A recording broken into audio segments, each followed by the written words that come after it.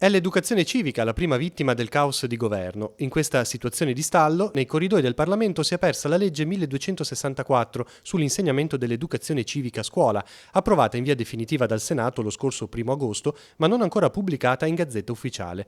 La materia avrebbe dovuto essere introdotta a decorrere dal 1 settembre del primo anno scolastico successivo all'entrata in vigore della legge. Per far sì che partisse nell'anno 2019-20, la pubblicazione doveva avvenire in Gazzetta entro il 16 agosto. Così l'entrata in vigore sarebbe caduta entro il 31 di questo mese e quindi l'anno successivo sarebbe stato il 2019-20. Tuttavia, questa pubblicazione non c'è ancora stata, quindi giocoforza l'entrata in vigore sarà dopo il 1 settembre di quest'anno, già nel nuovo anno scolastico. Di conseguenza, l'anno di scuola successivo all'entrata in vigore della legge sarà il 2020-2021.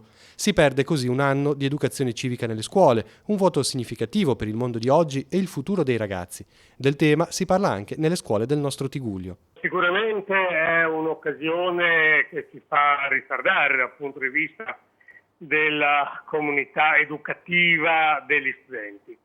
È anche vero che le scuole si stanno attivando per sopperire un attimino a questo vulnus, a questo vuoto, e andremo avanti con le nostre forze.